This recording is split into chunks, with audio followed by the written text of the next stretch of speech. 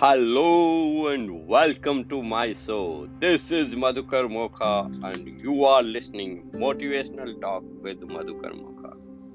नमस्कार दोस्तों, आप सभी का हृदय की गहराइयों से आभार। धन्यवाद धन्यवाद धन्यवाद। कल का एपिसोड सुपर हिट रहा। इतने सारे मैसेज आए, वॉइस मैसेज करने वाले सभी श्रोताओं का हृदय से आभार। जब कम्युनिकेट करते हैं ना तो और उत्साह बढ़ जाता है। दोस्तों, कल हमने यह जाना था, हम सीखे थे, हम सभी एक ही दिशा में यात्रा कर रहे हैं। हम रोज सीखते रहते हैं, कीप लर्निंग। मैं रोज पढ़ता हूँ, उन सभी का आभार व्यक्त करता हूँ जो उन सारे लेखकों का, ऋषियों का, मुनियों का, मौलाओं का, सभी लोगों का जहां से भी ज्ञान के मोती आ रहे हैं। तो दोस्तों, कल हमने देखा कि कैसे आस्था अपने समतुल्य भौतिक में बदल जाती है, और हमने एक कहानी के माध्यम से भी सुना जो हमारे प्रिय डॉक्टर एपीजे अब्दुल कलाम के एक ऑडियो क्लिप से मैंने लिया था। तो आज ये जानेंगे कि आस्था को कैसे डेवलप किया जाए, फेथ को और कैसे डेवलप किया जाए, और क्या तरीके हैं कि हम हमारे सबकॉन्शियस माइंड में जो भी हमारी इच्छाएं हैं, जो विचार हैं, उसको वहां पे पहुंचा दें और उसके भौतिक समतुल्य, मतलब उसको फिजिकल में कन्वर्ट हो जाए वो। तो उसके क्या क्या तरीके हैं दोस्तों, आज इस एपिसोड के अंत तक आप ये सारी चीजें जान जाएंगे, सारी चीजें समझ जाएंगे। उसके बाद इस पृथ्वी ग्रह पर अगर आप इस फॉर्मूले को, इस चीज को इम्प्लीमेंट करते हैं तो कोई भी आदमी ऐसा नहीं रहेगा जो सफल ना हो सकता हो, बशर्ते वो चाहे और फिर एक्शन ले। तो दोस्तों, हमने रिकैप करते हैं कि आस्था, अगर आप आस्था के भाव को अपनी इच्छा के अनुसार विकसित करना चाहें तो एकमात्र तरीका यही है कि आप अपने अवचेतन मन को बार बार सकारात्मक निर्देश दें, पॉजिटिव थॉट्स आप बार बार दें, ऑटो सजेशन के द्वारा जो आप चीजें चाहते हैं। दोस्तों, महान लेखक नेपोलियन हिल अपनी पुस्तक थिंक एंड ग्रो रिच, सोचें वो अमीर बने में कहते हैं आस्था के बारे में कि कोई भी इंसान अपनी बदकिस्मती से नहीं मारा जा सकता है। ये कहीं न कहीं उनके विचार ही हैं जो उसके समतुल्य में बदले जाते हैं। यह समझना पड़ेगा कि हमारे विचार ही वस्तु में कैसे बदल जाते हैं। नेपोलियन हिल कहते हैं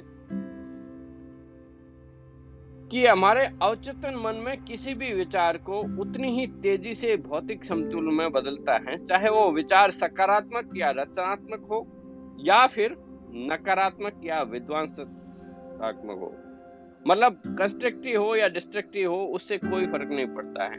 हमारा मस्तिष्क एक जमीन के जैसा है, इससे कोई फर्क नहीं पड़ता है कि आप कौन सा बीज बो रहे हैं। ये चयन ये सिर्फ आपके हाथ में है कि बीज आप धान का बो रहे हैं या जहर का, धतूरे का बो रहे हैं, आपके हाथ में तब तक ही है। इसका काम है उसको मल्टीप्लाई करके बढ़ा के देना आपके पास। तो हमारे पास कंट्रोल है बीज का, वैसे ही हमारे पास मस्तिष्क के अंदर कंट्रोल है विचारों का। तो दोस्तों, जो भी लोग इस अद्भुत रहस्य को समझ गए ना, जो भी लोग, तो उसमें से करोड़ों लोग आपने देखे होंगे जो ये कहते होंगे कि तो दुर्भाग्य है या बदकिस्मती है, जो भी नकारात्मक बातें कहते हैं, कारण एक ही है, वो है सिर्फ विचार। हमारे मस्तिष्क के अंदर एक सर्वो मैकेनिज्म है जो ऑटोमेटिक तरीके से काम करती है। मतलब ये हो गया कि अगर आपने उसको सही लक्ष्य दिखा दिया, आपको पता चल गया कि जाना कहाँ है, तो वह वहां पे लेके जाएगा ही जाएगा। लेकिन अगर आपने उसको गलत लक्ष्य भी दिखा दिया, नेगेटिव तरीके से दिखा दिया, तब भी वो वहां पहुंचाएगा ही पहुंचाएगा। और ये सारे चीजें ऑटोमेटिक होती है, ऑटोमेटिक। आपको काम यही है कि अपने लक्ष्य को पहचानें, निर्धारित करें और उसको अपनी सर्वो मैकेनिज्म को पकड़ा दें। और ये हर इंसान के अंदर मौजूद है हर इंसान के, तभी आपके सारे काम हो रहे। अगर आप एक पेंसिल उठा सकते हैं अपनी टेबल के ऊपर, इसका मतलब वो मैकेनिज्म आपके अंदर काम कर रही है। आपको पता है उसके अंदर कितनी सारी सैकड़ों मांसपेशियां काम आ रही है, लेकिन क्या आप उसको चेतन में आदेश दे रहे हैं? नहीं। आपका लक्ष्य था, अगर आपकी टेबल से जो पेंसिल नीचे गिर गई है उसका उठाना, सिर्फ आपका लक्ष्य इतना ही था और वो अपने आप ऑटो में हो गई। तो यही तकनीक को यूज करके आप अपने जीवन में सफलताएं को प्राप्त कर सकते हैं दोस्तों।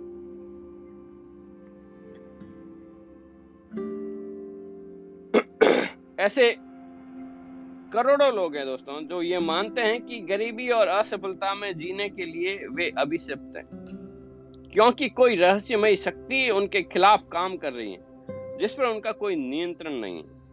इस नकारात्मक आस्था, इस विश्वास के कारण ही दुर्भाग्य के वो निर्माता खुद होते हैं, क्योंकि उनका अवचेतन मन उनके इन्हीं नकारात्मक विश्वास को पकड़ लेता है और उसको फिजिकली इसके समतुल्य बदल देता है। यहाँ पे ये बताना उचित होगा कि यदि आप अपनी इच्छा को हकीकत में बदलना चाहते हैं, हाँ, पहली चीज है, यदि आप अपनी इच्छा को हकीकत में बदलना चाहते हैं तो आप उसे अपने अवचेतन मस्तिष्क तक पहुंचा दें। परंतु इसके लिए जरूरी है कि आपकी वो इच्छा प्रबल हो, आशावादी हो। अगर ऐसा है तो आप इसे भौतिक समतुल्य, आर्थिक समतुल्य में बदल सकते हैं, कोई नहीं रोक सकता। आपकी आस्था तत्व है जो आपके अवचेतन मस्तिष्क की क्रिया को निर्धारित करता है और आत्म सुझाव, ऑटो सजेशन के द्वारा अपने अवचेतन मस्तिष्क को धोखा देने में आपको कोई नहीं रोक सकता। यहाँ धोखा देने का शब्द है, मतलब ये हुआ कि यहाँ यथार्थवादी चीजों के अंदर जैसा कुछ नहीं है। हमारा अवचेतन मन इतना भोला है, वो जिन के जैसा है, उसको नहीं फर्क पड़ता कि आप उसे क्या डायरेक्शन दे रहे हैं। वो तो बस आपके हर आदेश की पालना के लिए तैयार है। बस आपका चयन सही होना चाहिए उस आदेश के लिए। जो आपका जीवन का लक्ष्य है, अगर वो आपको दिख गया, आपको पता चल गया कि आपको जाना कहाँ है, तो वह वहां पहुंचा देगा। और यह बहुत ही सरल व सहज नियम है। इसको सिर्फ आपको समझने की जरूरत है। और इसके अंदर जो मुख्य फैक्टर काम आ रहा है वो है फेथ। अगर आपके मन में संदेह है तो यह काम नहीं कर सकता, क्योंकि एक ही जगह पर एक ही समय में आपके अवचेतन मस्तिष्क के अंदर या तो संदेह रहेगा या आस्था रहेगी, विश्वास रहेगा, श्रद्धा रहेगी। दोनों साथ नहीं रह सकते। हमारे चीफ मेंटर श्री सिद्धार्थ शाह कहते हैं कि 1% डाउट 100% आउट। तो दोस्तों, हमें क्या करना है? तो हमारे लिए यह जरूरी है, यह अनिवार्य है कि हम सकारात्मक भावनाओं को अपने मस्तिष्क की प्रबल शक्तियों के रूप में प्रोत्साहित करें और सकारात्मक भावनाओं को हतोत्साहित करने में उन्हें जो भी नकारात्मक भावनाएं हैं उसको हमें वहां से निकाल दें, उसको हतोत्साहित करके निकाल दें। जिस मस्तिष्क के अंदर पॉजिटिव इमोशंस की प्रबलता रहती है वह उस मानसिक अवस्था का एकदम फेवरेट रहने की जगह बन जाती है और जिसे आस्था कहा जाता है। यह मस्तिष्क इच्छा के अनुरूप अपने अवचेतन मन को निर्देश देता है और उसे स्वीकार कर लेता है और अपने काम में तत्काल लग जाता है। अगर अब इसमें क्या है कि कहीं कभी भी किसी भी चीज की कोई देरी नहीं है, जब जागे तब सवेरा। मतलब अगर आज आप इस ऑडियो को सुन रहे हैं, अगर आप आज सही, अभी सही ये तय कर लें, निश्चित कर लें कि आपका लक्ष्य क्या है जीवन का, आपको कहाँ पहुंचना है, आपको क्या चाहिए, उसको उतने ही प्रबल इमोशंस, लक्ष्य आपकी खाली उस प्रबल ज्वलंत इच्छा आपकी, you should have that burning desire, अगर वह रहेगी तो वह अपने समतुल्य भौतिक में बदलने से कोई नहीं रोक सकता। दोस्तों, आस्था एक मानसिक अवस्था है जिसे आत्म सुझाव द्वारा विकसित किया जा सकता है। ऑटो सजेशन के द्वारा इसको विकसित किया जा सकता है। यहाँ हमें समझने होंगे जो श्रीमान नेपोलियन हिल ने कुछ पॉइंट्स बताए हैं, वो मैं आपके सामने उल्लेख करता हूं कि हुआ क्या है। युगों युगों से सभी धर्मों के जो गुरु हैं, जो मानवता का संदेश दे रहे हैं, उन्होंने धार्मिक सिद्धांत में आस्था रखनी चाहिए, परंतु ये सब जगह होता है, हर धर्म के अंदर ये चीज बताई गई, परंतु वे लोग ये बताने में असफल रहे हैं कि आस्था को किस तरह विकसित किया जाए, किस तरह। कोई टेक्निक स्किल नहीं बताई है तो वो नहीं हो सकता। जैसे आपने देखा होगा, हम सभी लोग अपने बच्चों को ऐसे कहते हैं, बेटा थोड़ा कंसंट्रेशन से पढ़ा कर, थोड़ा फोकस से पढ़ा कर, थोड़ा अटेंशन से पढ़ा कर। अब अगर बच्चा पूछता है कि पापा ये अटेंशन कैसे लाऊं, ये कंसंट्रेशन कैसे विकसित करूं, तो बस ध्यान से पढ़ा कर। तो इसकी कोई स्किल है, इसकी विधियां हैं। अगर ये नहीं बता पाई, सिर्फ एक ही शब्द बता पाए, तो कैसे करेंगे लोग। तो यहाँ पे ही यही चूक हुई है कि भाई धार्मिक आस्था रखनी चाहिए, जो भी धर्म है आपका, उसे कोई, क्योंकि सारे मूल एक ही जगह पे जाके मिलते हैं, लेकिन उस आस्था को विकसित कैसे किया जाए, यह किसी ने भी नहीं सुझाया था। तो दोस्तों, आस्था एक मानसिक अवस्था है जिसे हम आत्म सुझाव के द्वारा विकसित किए जा सकते। आत्म सुझाव मतलब auto suggestion, self repetition, repetition, repetition. एक ही बात को अगर बार बार अगर आप रिपीट करते जाएंगे ना, तो आप अपने लक्ष्य तक पहुंच सकते हैं। एक ही शब्द, जैसे आपने सुना होगा डॉक्टर एमिल कुई, वो कैसे लोगों को ठीक करते थे, एक लाइन से ही बार बार वो मंत्र के जैसे चैंट करते ही रहते थे। Day by day in every way I am getting better and better.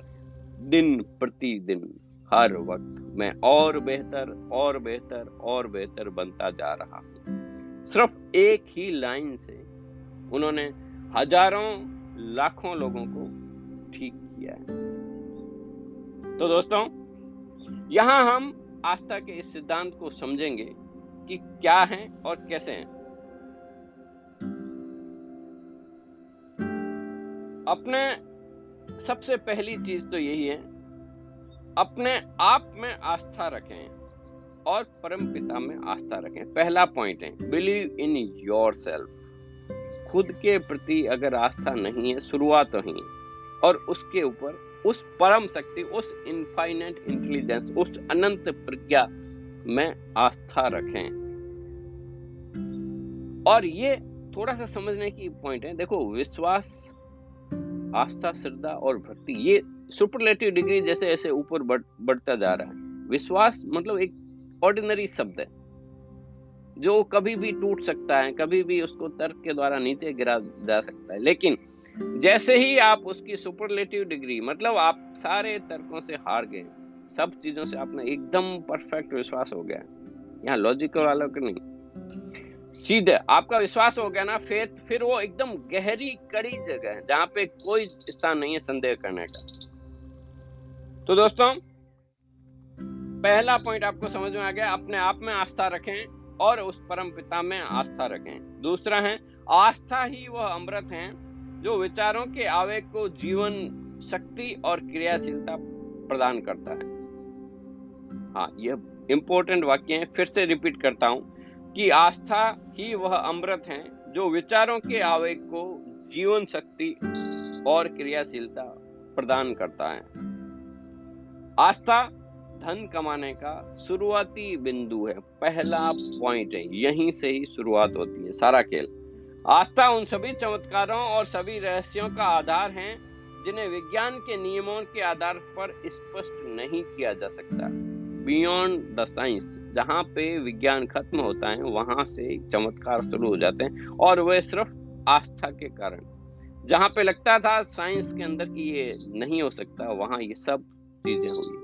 दोस्तों, राइट ब्रदर्स ने जब एरोप्लेन बनाना शुरू किया था तो विज्ञान यही कह रहा था कि लोहा, इतना भारी चीजें उड़ नहीं सकती, लेकिन उनकी प्रबल आस्था थी, उनका विश्वास था, उनका दृढ़ संकल्प था, तो उसके भौतिक संतुलन में वो बदल पाए। अगला है, आस्था ही असफलता का इकलौता इलाज है। अगर कोई व्यक्ति जीवन में असफल रहा है तो सिर्फ एकमात्र चीज है आस्था। वो आज से ही, अभी से ही अपनी आस्था को बदलकर आगे बढ़ने के रास्ते में कदम उठा सकता है। और आस्था ही वो तत्व है, वह रसायन है जिसे प्रार्थना के साथ अगर मिलाया जाए तो इंसान सीधा का सीधा उस अनंत प्रज्ञा, मतलब direct can contact with that infinite intelligence, जो सारे ब्रह्मांड की शक्ति है उसके साथ सीधा संवाद हो सकता है। और आस्था ही वह तत्व है जो इंसान के सीमाबद्ध मस्तिष्क, मतलब जो फाइनाइट माइंड है उसके अंदर जो निर्मित विचारों को आत्म कंपनों के द्वारा उसके भौतिक समतुल्य में बदल देता है, मतलब उसको हकीकत में बदल देता है। और आस्था ही इकलौता माध्यम है जिसके द्वारा इंसान अनंत प्रज्ञा की वैश्विक शक्ति का दोहन कर प्रयोग में लाता है। आप समझ पाए? यही पॉइंट है। आस्था के द्वारा ही इंसान अपने जीवन में हर तरह की सफलता को प्राप्त कर सकता है। हाँ, अब इसके साथ में जरूरी है कि आपके विचार ही वस्तु बन जाते हैं। आपके जैसे विचार होते हैं वैसे ही वो विचारों को आकर्षित करते हैं। अब इसके बाद रहा सिर्फ एक्शन लेना। एक्शन आपको लेना ही पड़ेगा, कार्य आपको करना ही पड़ेगा। आप अगर बीज हाथ में लिए हुए कैसे ही बैठे रहे थैले में, बोले मेरे पास बीज है, देखो बीज है, लेकिन अगर आप उसको बोने का कर्म नहीं करेंगे, एक्शन नहीं लेंगे, तो वो कुछ भी काम नहीं आएंगे दोस्तों। तो आशा करता हूं कि आपको यह टॉपिक समझ में आया होगा। अगर आपको अच्छा लगा हो तो आप मुझे कम्युनिकेट कर सकते हैं, लाइक और शेयर कर सकते हैं, क्योंकि ज्ञान बांटने से बढ़ता है। आप तो बस दोस्तों, बस हमेशा की तरह हंसते रहिए, मुस्कुराते रहिए, खुश रहिए और सुनते रहिए motivational talk with Madhukar Mokha. कल फिर मिलते हैं नए एपिसोड के साथ। तब तक के लिए जय हिंद, जय भारत।